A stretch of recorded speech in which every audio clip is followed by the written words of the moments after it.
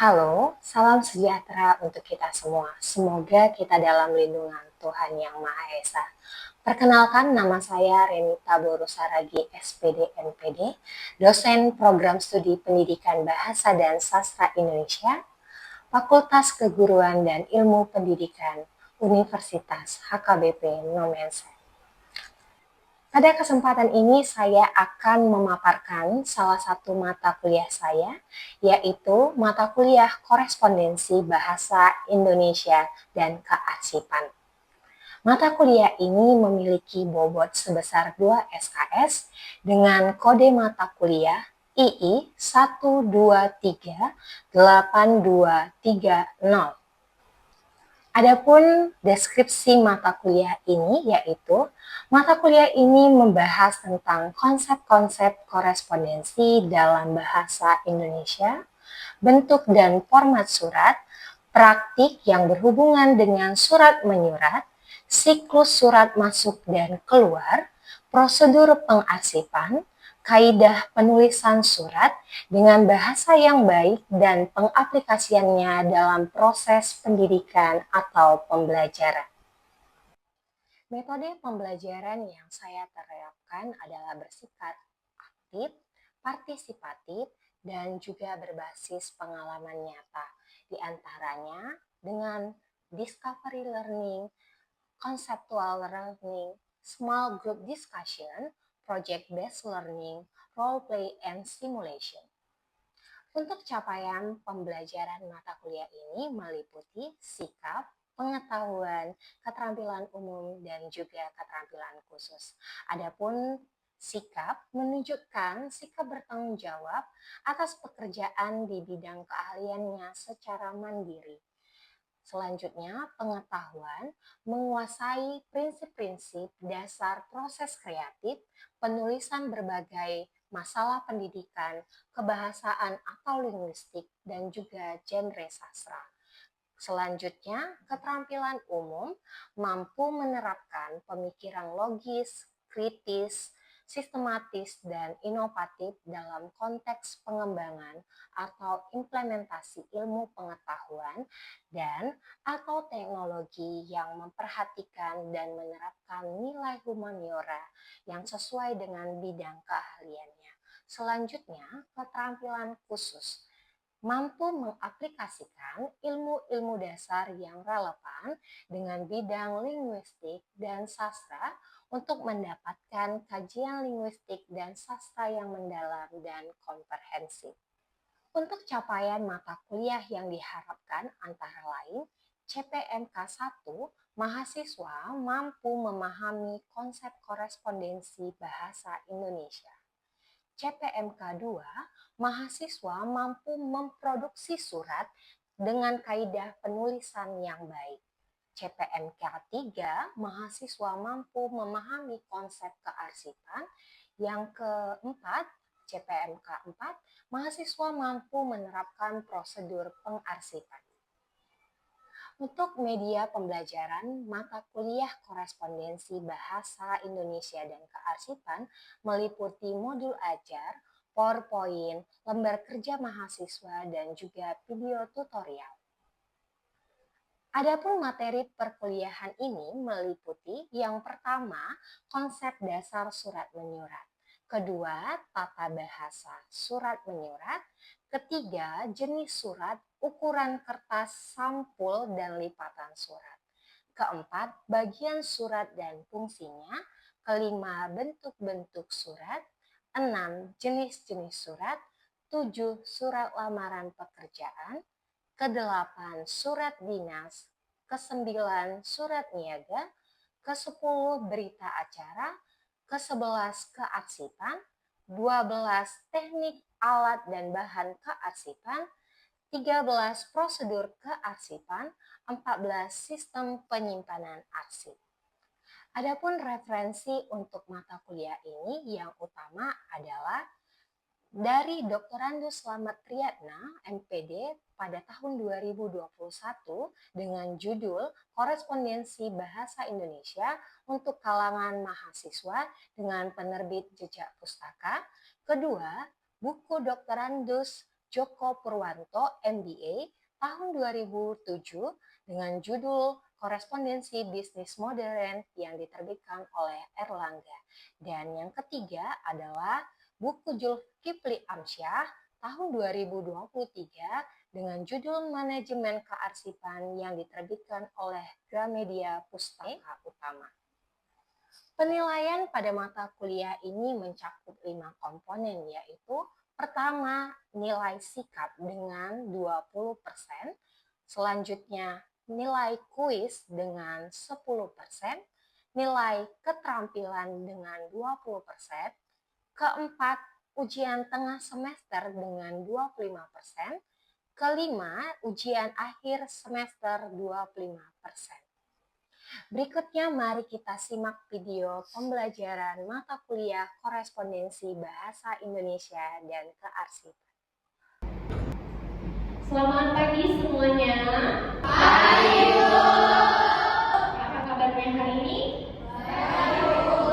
Baik dan sehat, puji Tuhan.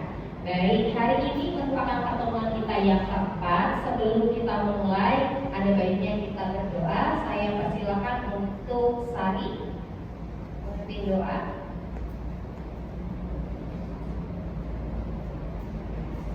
Baik, sebelum kita mulai proses belajar kita bersatu dalam doa.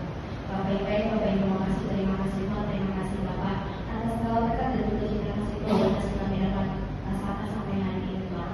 Tuhan, sebentar lagi kami akan mulai proses belajar kami dengan Tuhan berkati dari awal pertengahan hingga akhir.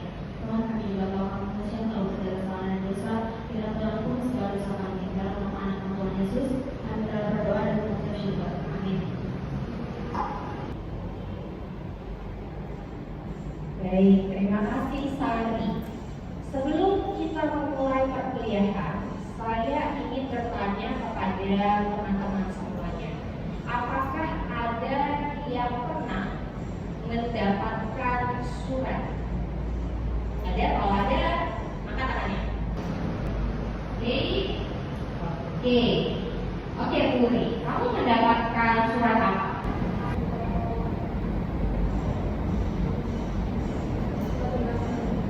Surat undangan dari BEM. Oke. Nah, terkait dengan surat undangan dari BEM, menurut kamu itu surat pribadi atau surat resmi? Kenapa kamu katakan itu surat resmi undangan dari BEM?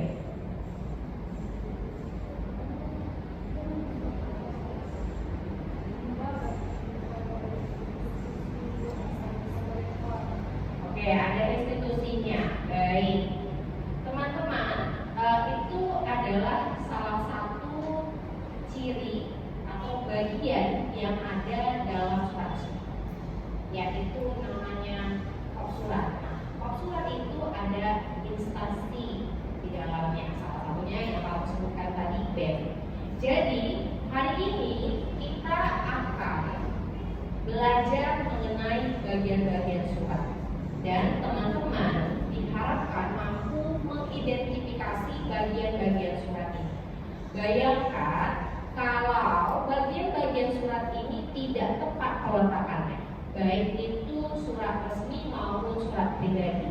Ya, jadi ketika kalian misalnya harus menempatkan bagian yang di atas itu tepat di atas, bagian bawah itu tetap di bawah.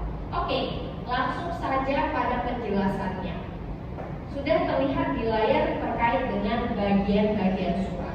Nah, bagian-bagian surat itu apa saja? Kita mulai dari kepala surat. Nah, untuk kepala surat itu sendiri berada di paling atas. Nah, ini ada pada surat resmi. Tapi kalau surat pribadi tentu tidak ada kop surat karena memuat instansi, identitas resmi, siapa yang mengirimkan surat. Ada di dalamnya instansinya apa ya namanya. Kemudian ada alamatnya, ada emailnya, ada nomor handphone ataupun telepon resmi dari si instansi tersebut. Baik itu misalnya kampus kita, fakultas kita. Beda nih ketika suratnya dari universitas, beda lagi suratnya dari fakultas. Walaupun sama-sama nih nanti untuk nomor telepon,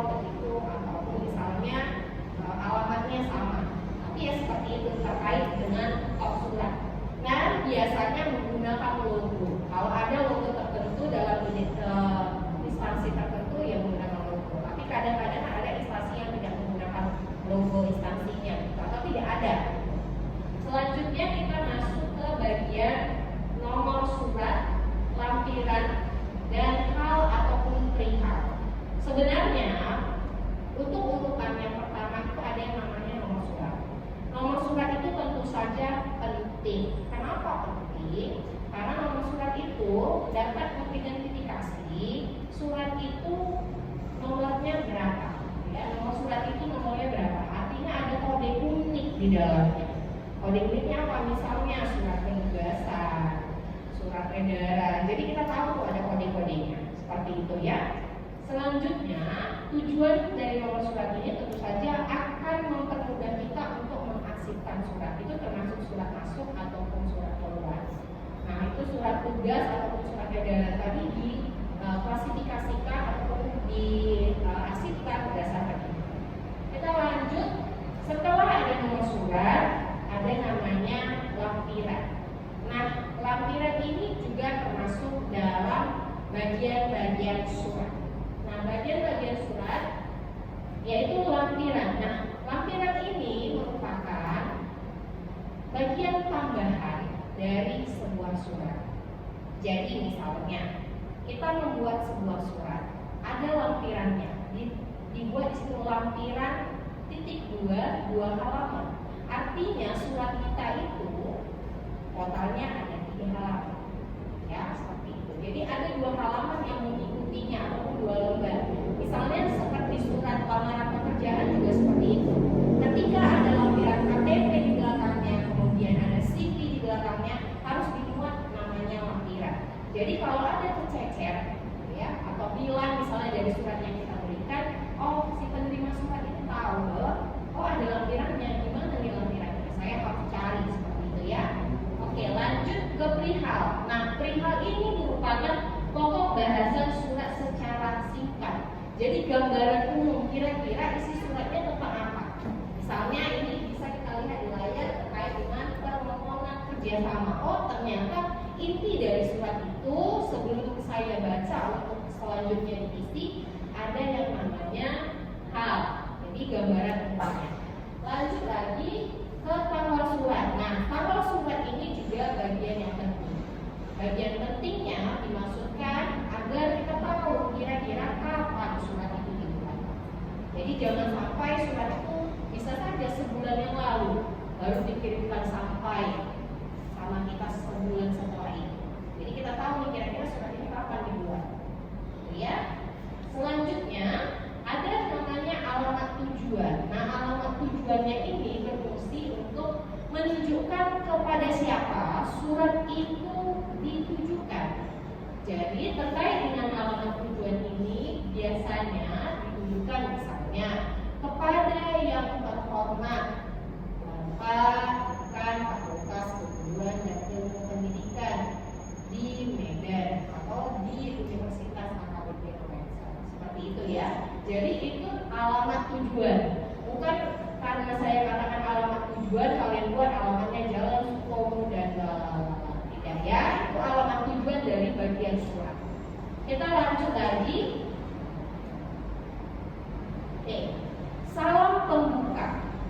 Ya, salam pembuka. Tidak mungkin surat tidak didukung dengan salam pembuka.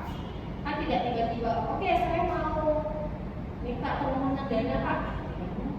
Artinya kita harus membuka surat itu dengan salam pembuka. Contohnya itu adalah dengan hormat. Resmi kan biasa seperti dengan hormat. Kalau misalnya surat pribadi salam saya, nah saya nih. Kemudian bagian selanjutnya isi surat. Nah, ini adalah bagian yang menyatakan utama dari tujuan surat secara rinci. Kalau tadi perihal itu hanya bagian umumnya saja, ini adalah bagian secara rinci. Ya, bagian secara rinci. Tetapi di bagian isi surat ini dibagi lagi menjadi 3. Dibagi lagi menjadi 3 maksudnya seperti apa? Misalnya terkait dengan pembukaan. Nah, ada harus pembukaan, menyampaikan maksud secara umum. Kemudian isi pokok, informasi utama atau tujuannya mau apa. Selanjutnya ada harapan dan tindak lanjut pada bagian berikut. Misalnya ini pembukaan. Sehubungan dengan akan diadakannya lomba jawabnya akan ada rapat nih misalnya. Jadi rapatnya kapan dilaksanakan? Kemudian untuk penutup, semoga ini dapat ditindaklanjuti. Saya berharap Bapak dan Ibu bisa hadir. Itu ada tindak lanjutnya bahwa kami ini mengundang untuk rapat. Jadi penutupnya itu harapan dan tidak lanjut. Harapannya semoga kita hadir ketika diundang. Oke, kita lanjut ke salam penutup. Nah, kalau sudah dibuka artinya harus ditutup. Ditutup untuk mengakhiri sebuah surat. Sebuah surat itu diakhiri dengan salam penutup dan yang pasti dengan cara yang sopan. Misalnya, hormat kami itu adalah salam penutup. Kita lanjut lagi ke bagian selanjutnya. Ada tanda tangan dan nama penulis. Saya bisa sampaikan bahwa nama penulis dan tanda tangan itu sangat penting karena itu adalah identitas dari sebuah surat. Kalau tidak ada nama, tidak ada tanda tangan, artinya surat itu tidak tahu siapa yang mengirim. Seperti surat kaleng. Kalaupun ada ini dari ini misalnya di amplop. Tetapi kalau tidak ada tanda tangan dan nama penulis itu bisa saja bisa aja penipu. Bisa saja itu diragukan untuk keasliannya, apakah memang ditulis atau tidak. Jadi teman-teman harus ada yang namanya tanda tangannya. Misalnya saya selaku sekretaris DPR. Nah, kalau saya selaku sekretaris DPR, artinya saya akan menandatangani, kemudian membuat nama saya di situ. Jadi kalian percaya ketika saya mengundang kalian untuk penjaminan mutu misalnya. Selanjutnya, terakhir, yang terakhir, kalau dia penjelasannya yang terakhir. Nah, yang terakhir itu ada namanya tembusan, bukan tebusan ya, bukan tebusan, tembusan. Oke, tembusan itu adalah bagian opsional, bisa ada, bisa tidak, antara ada dan tiada, bukan ya, antara bisa digunakan atau tidak sama sekali. Jadi itu opsional. Kalau surat itu tujuannya ataupun harus ada pihak terkait yang mengetahui suratnya kita, ya harus ada tembusannya ke siapa. Misalnya undangan dari BEM. Nah, undangan dari BEM harus diketahui misalnya oleh wakil dekan 3. Kemudian yang satu lagi misalnya diarsipkan. Jadi kegiatan-kegiatan misalnya mahasiswa harus diketahui oleh wakil dekan 3 atau wakil rektor 3. Seperti itu ya. Jadi tembusan ini bisa opsional, bisa ada tergantung kebutuhan surat ya. Oke. Saya sudah selesai menjelaskan. Sekarang saya ingin kalian mungkin bertanya kembali kepada saya atau ada yang mau ditanyakan terkait dengan bagian-bagian surat? Ada? Oke, Nuri.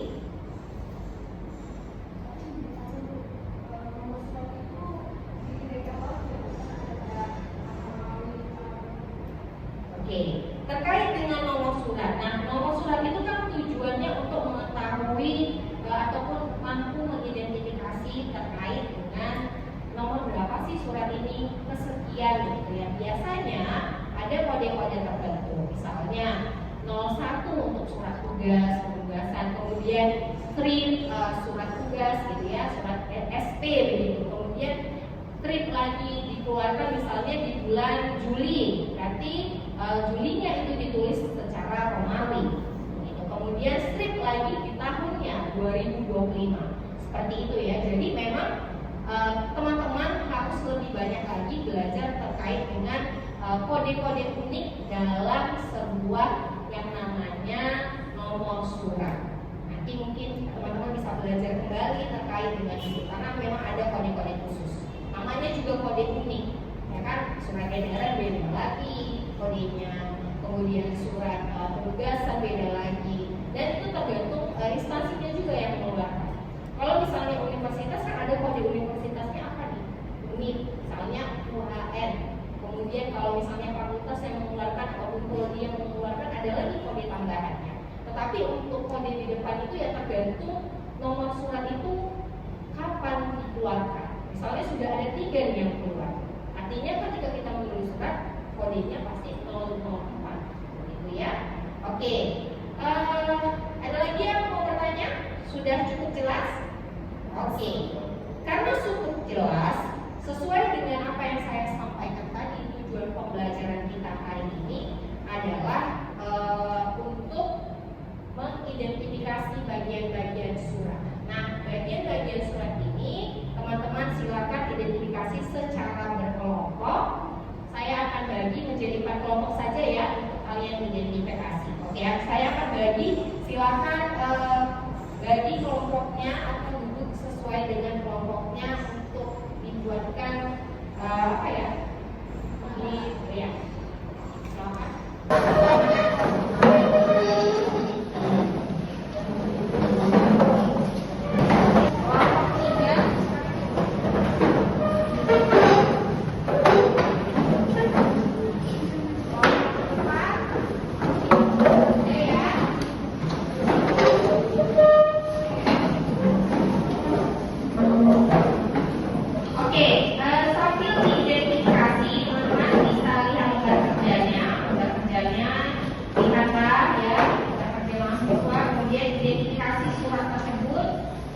Bagiannya dan juga fungsinya.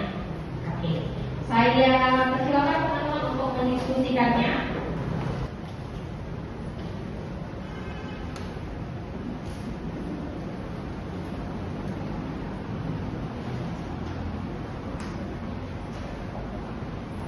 Harus diperhatikan benar-benar ya bagian-bagian surat. Teman-teman harus bisa mengidentifikasi bagian-bagian surat itu apakah ada atau tidak dari apa yang saya jelaskan tadi. Jadi kalau misalnya tidak ada, berarti tidak ditemukan di dalam surat itu. Jadi harus berhati-hati, terutama pada bagian salam pembuka, kemudian pembuka isi, gitu ya, harus diperhatikan. Sudah selesai? Sudah? Sudah teman-teman? Sudah selesai? Sudah, oke. Karena sudah selesai dan untuk mengidentifikasi bagian-bagian surat, karena cukup gampang sebenarnya untuk menemukannya. Jadi untuk perwakilan saja ya yang saya pilih untuk mempresentasikan. Jadi teman-teman yang lain silakan dilihat jawabannya benar atau tidak. Oke, silakan untuk kelompok 2. Silakan kelompok 2, siapa perwakilannya?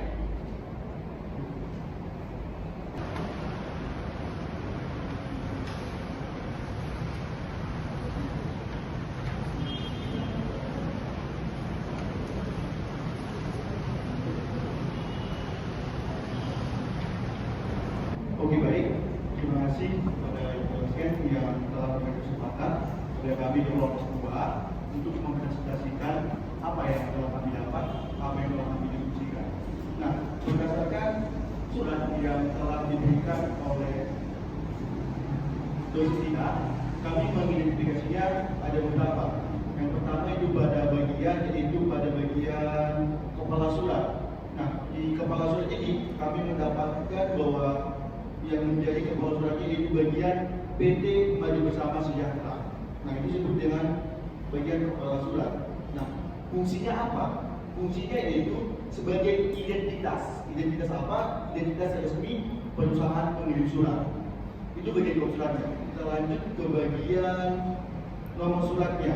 Nah, di bagian nomor surat sudah jelas. Ada itu nomor suratnya 005 garis miring MB garis miring 4 2025. Nah, itu fungsinya apa? Itu sebagai nomor arsip dan referensi resmi surat.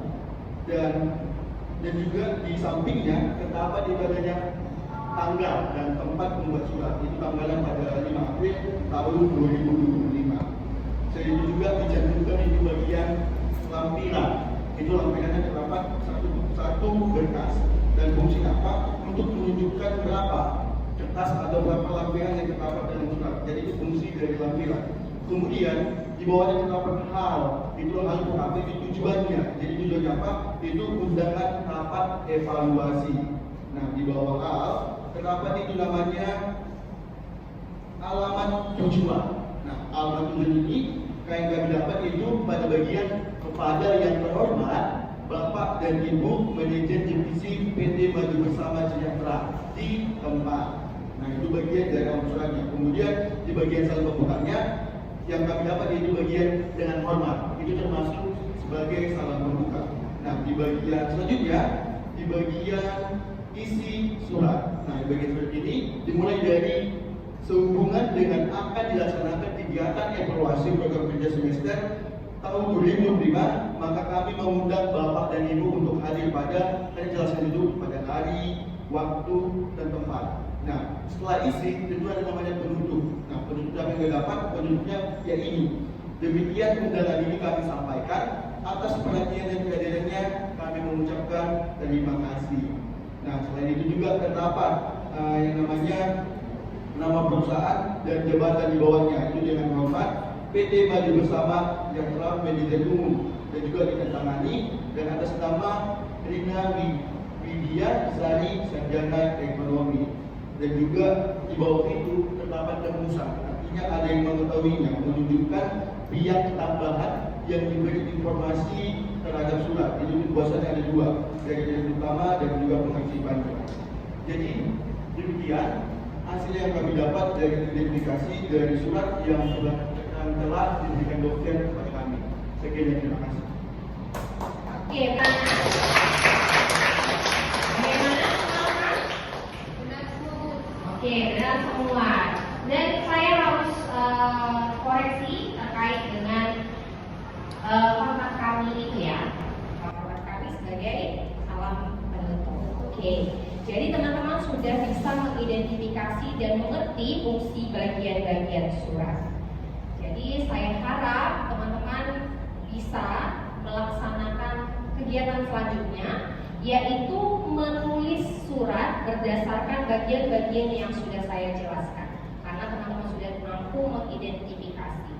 Dan saya ingin kalian untuk tugas mengerjakan menulis surat berdasarkan bagian-bagian surat. Silakan kerjakan nanti di LMS, dikumpulkan di LMS ya teman-teman ya. Oke? Baik, pertemuan hari ini sebelum saya akhiri, saya ingin bertanya kepada teman-teman terkait dengan apakah bagian dari surat ini yang menurut teman-teman sering dilupakan? Oke, lampiran, bagus. Memang sering dilupakan lampiran, jadi harus perhatikan juga. Kadang ada yang menuliskan lampiran dengan tidak ada lampirannya dengan garis. Ada juga kalau dia disertakan dengan lampiran, begitu sertakan dengan lampiran, dibuatlah lampirannya berapa. Baik teman-teman, hari ini pertemuan kita sampai di sini. Sampai jumpa di pertemuan selanjutnya. Saya harap ilmu yang saya jelaskan dan saya terapkan di kelas hari ini dapat bermanfaat bagi teman-teman. Sebelumnya saya ucapkan terima kasih dan selamat pagi. Shalom.